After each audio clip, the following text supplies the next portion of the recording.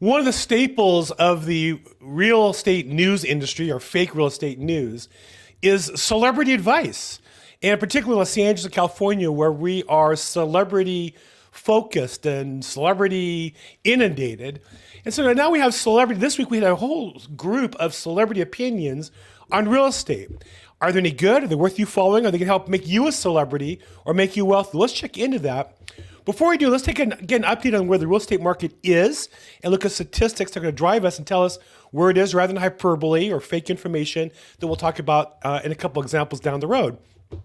In an economy, there's two factors. There's the supply and demand. Supply is the amount of any goods or services, how many cars are built, how much wheat there is, how many houses there are for sale. And demand would be driven by people looking to buy things. And in real estate, that's really driven by interest rates. So let's take a look first on the demand side with interest rates. And we'll see that rates this week statistically went below 7%, 6.99. You know, it's funny. When it goes above 7, you get big headlines. When it goes below, you don't get the same impact. And the reality is it's not that big a deal. As you can see, rates have been in the range of 7%, as high as 8, as low as 6.5 over the last year and a half or so.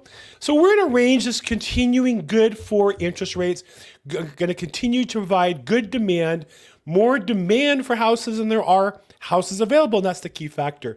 So real estate interest rates are clearly not a problem at this point. The other factor is inventory. You can't have a dramatic drop in the value of property unless there's more houses for sale than there are buyers. Well, are there? Well, no.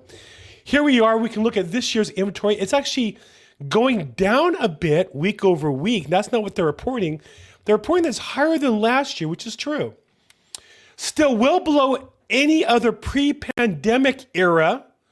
The only years that it's higher than are the pandemic years and the first post-pandemic year.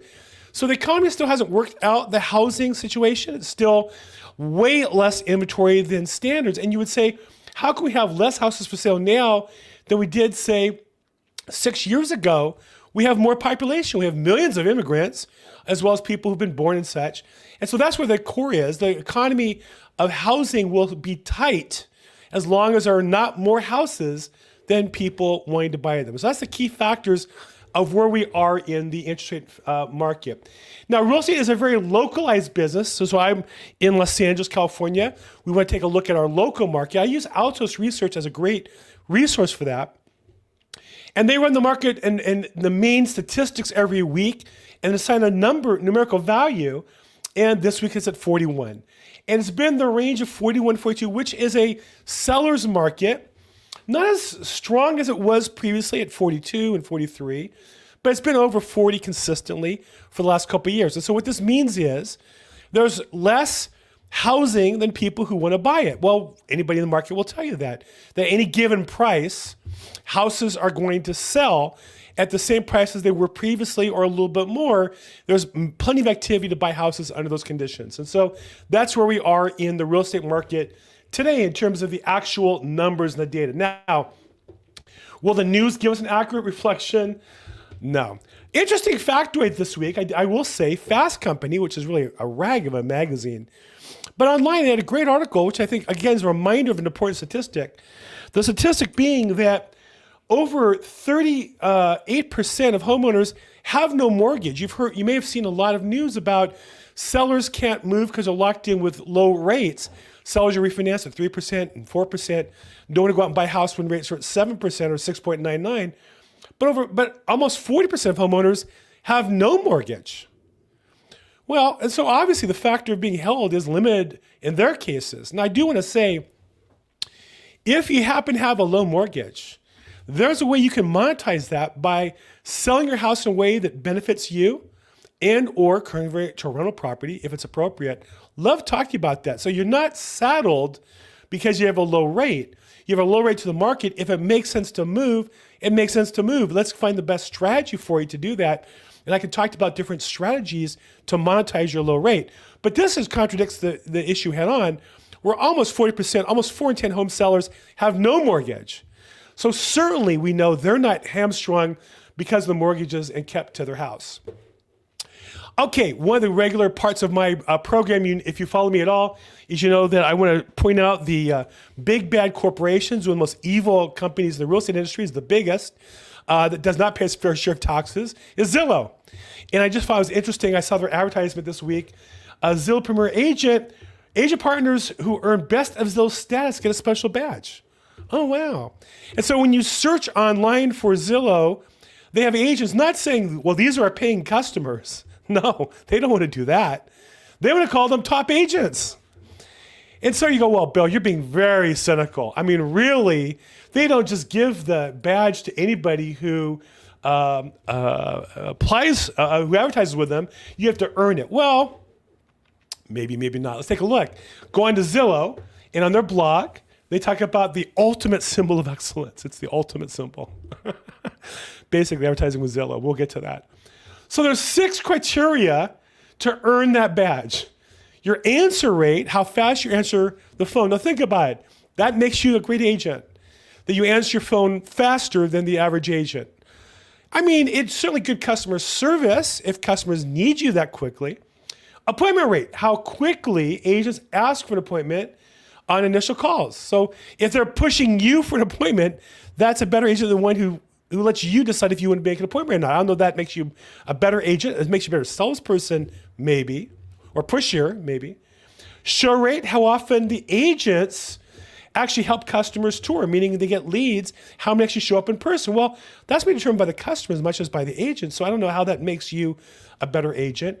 Conversion rate, the percentage of connections result in closed sales. Now, some of that's luck of the dial, which leads come in and you get to close them versus those that don't. Obviously, being a good salesperson is helping somebody buy a house. Does that mean that you gave them a good deal? Does that mean you gave them good advice or you closed them on the deal to get a commission? I'll let you decide. Now, this one is important, customer satisfaction. As a company, we rank customer satisfaction in every department, nonstop, all the time at eXp Realty. So it drives our company. So I would say that one is important based on direct feedback from the customers. But I don't think they run their company on it. I think that's just one of their 6 factors. And the last one is their CRM usage, how much you use Zillow's program. Now that tells you how tied into the Zillow world you are. So really 5 of these factors I think have nothing to do with satisfying the customer. One does. Why not just make it customer satisfaction? That's what customers care about. Customers don't care about the rest. They don't care how pushy you are as a salesperson. And more importantly, they don't tell you the weighting of these 6 factors. So it could be all 6, of the 6, one's weighed the most, let's say on appointment rate, because Zillow sees that's important to their bottom line, as opposed to customer satisfaction, which in my mind is the only one that matters. And so here they're giving out this badge, top agent. They don't tell you how they calculate it. They put these factors in there, I think, to make it look as though they care. But at the end of the day, they are selling your name in your information to the person who will sell you a house, whether it's in your interest or not, at the end of the day. And that's obvious from everything they do. Okay, here's another article this week that's worth paying attention to. This is from CNBC. Again, this is, I think, overstating the case. Competition in the housing market is cooling off. Here's why. So cooling off is an interesting term. It is true that the market, the inventory is slightly more and the rates are maybe a little higher or lower than they were before, about the same range. The number of sales, if you really look at the data in this article, the number of sales is down 3.8% year over year, but the prices are up 4.9%, which means the total sales of housing in America went up last year by 1%. It would be like saying, well, a few less t-shirts were sold last year, but the t-shirts that sold for more. And so the t-shirt industry had a 1% rise in sales prices. Is that cooling off? Well, you could say so. You could say because of inflation, there should be a built-in margin of growth. But I don't know, that's like saying you're boiling water at, whatever it's 220 degrees. I forget the number for boiling water. And it goes from 220 to 218. Do you notice the difference if you put your finger in it?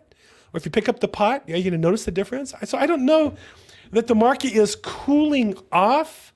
And from what time period to what term? I think, again, this is just a case of a industry news source. So giving news, just kind of make up information to get your attention. Continuing on that theme, here's one. Fortune magazine, really one of the worst purveyors, And this is an interesting one. After sitting on the sidelines for months, sellers finally want to offload their houses, but no one's buying. Now, the part about this is funny is this is behind their paywall. You have to pay to get this information, though I have a way to do that without paying it.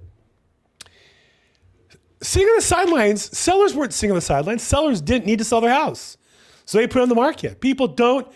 When people don't put the house in the market, they're not necessarily timing the market to get the right price in competition. My experience is they don't need to sell. They're not moving yet. So there's no reason to put it on the market. So I don't know about sitting on the sidelines. If you're in the market, you don't need to sell. And then no one is buying. We're going to sell this year between 4 and 5 million homes as an industry.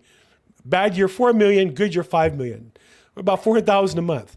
No one's buying, according to Fortune magazine.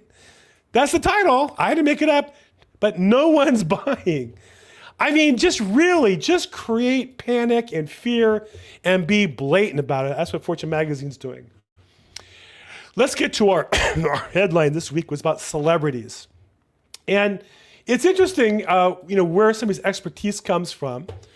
Here's one that I thought was interesting.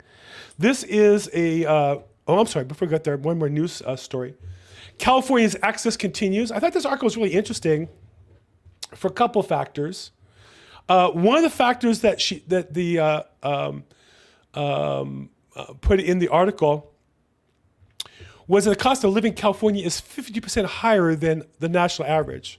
Anybody who lives here knows that. The cost of everything here is higher. Our labor costs are higher. Our housing costs are higher. Gas is higher. Our taxes are higher. Our utilities are higher on average.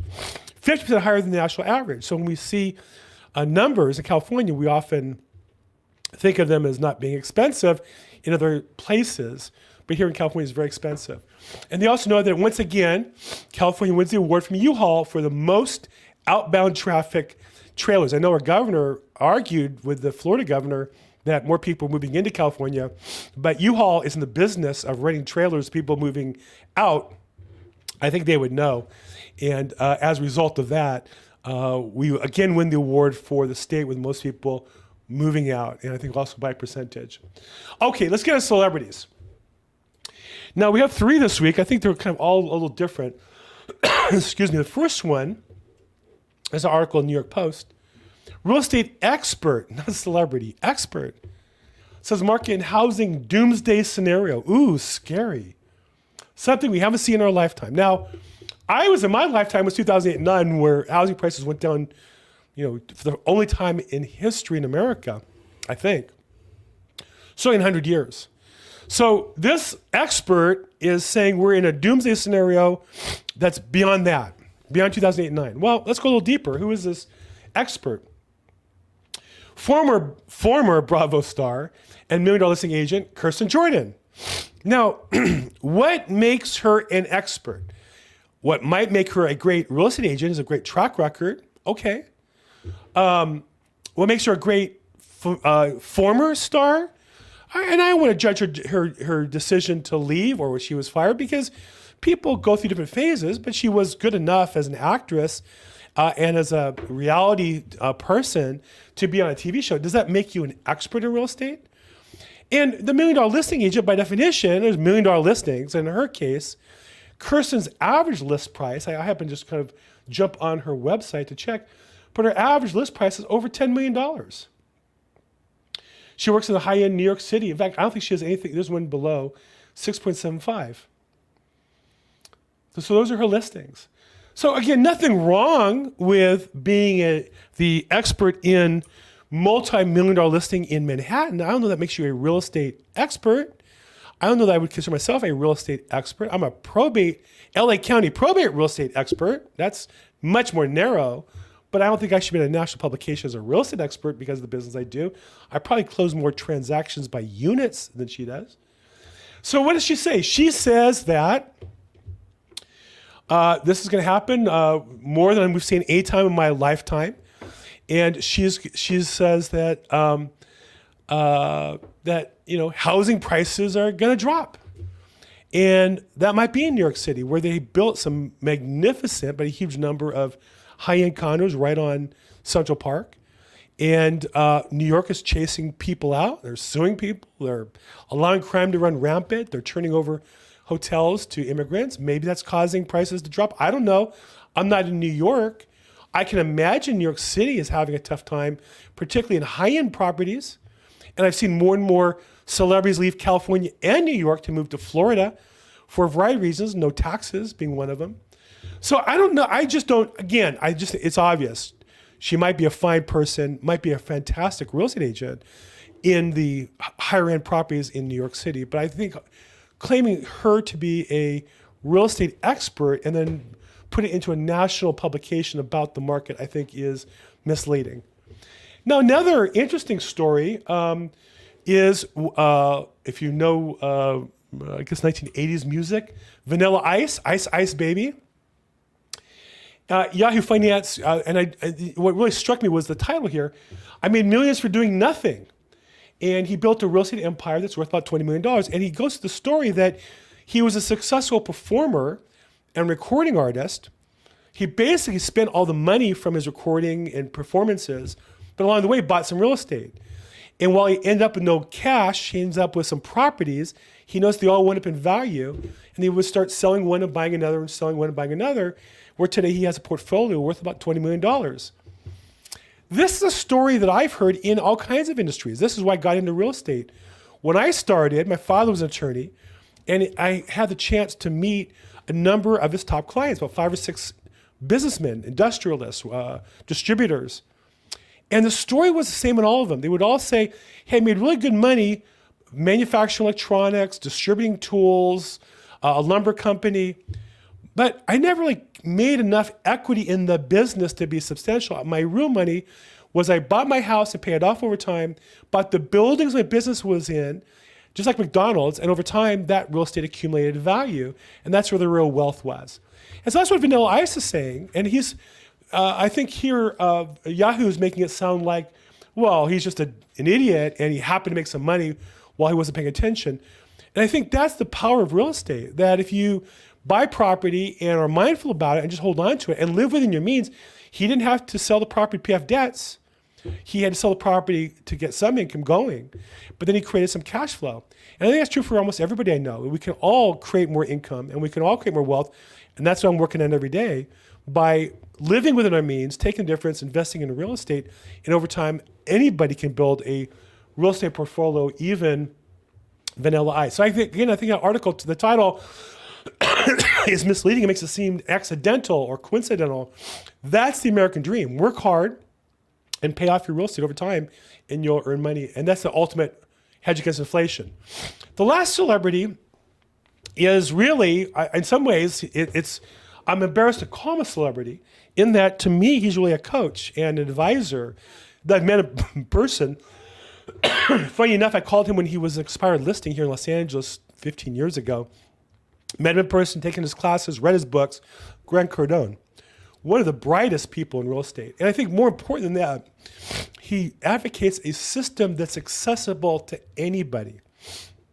He came from a very poor background in Louisiana. And so as a result, in his heart, he's committed, I think, to helping. And it's hard to look at something, it's hard to know, but I've met him in person. I've seen him talk to his family behind the scenes. I've really spent some time to investigate myself. I feel very confident that's his heart, is to help people. And of course, by helping them, he helps himself. That's how life in business really works. And so he is a celebrity. He had his own program, which was Undercover Billionaire. Or Undercover Millionaire. He went undercover and started from scratch and built a business and raised, I think, $1 million profit and did that. And it was a series. He's also built a huge empire of real estate investing and coaching. And so he is saying, and this is an interesting position, not to buy your house first. And to some degree, I understand it's different than when I started in real estate in 1986. We went on contract to buy our first house. We closed in early 87 because there were modest starter homes. And then we took that house and sold it a year later for a profit of $100,000. We bought it for $142 and sold for $242. It was like all the money in the world at the time. And what he's saying here is that people step up their lifestyle into their first home. Instead, should live cheaper, maybe rent a place, keep their payments lower, live within their means, invest the difference in real estate. And over time, the real estate will generate income that then you can use to buy a home.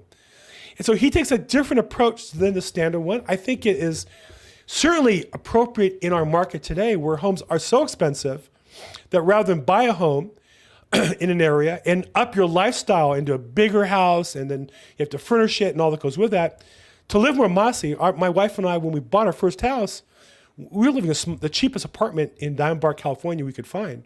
We had no furniture other than a bedroom set and a table and chairs to have a meal at. So as an interesting twist, here's a celebrity, very successful, who's coached thousands, tens of thousands of people, if not more across the country, very well known, very popular on social media, saying not to buy your first home, but to live in your means, invest the difference, and use that ultimately in passive income to buy property and then pay for your lifestyle and then buy a home. A little different take. Which one's right? Well, it always gets down to what's the right strategy for you. It's not about doing what's right for Grant Cardone or Vanilla Ice or for the real estate agent from New York. By the way, we'll say, what's her name? I'm drawing a blank. Anyhow, what I will say is there's fundamentals. You have to live within your means, save the difference, invest it in the long run, and invest in that money will generate income and wealth for you. And that's the goal of the American system. If I can help you get there, please reach out. I'm at Bill Gross Probate on social media. You can reply to this, comment to this, subscribe to it if you like it, share it with your friends. As always, make today your best day ever. Thanks so much.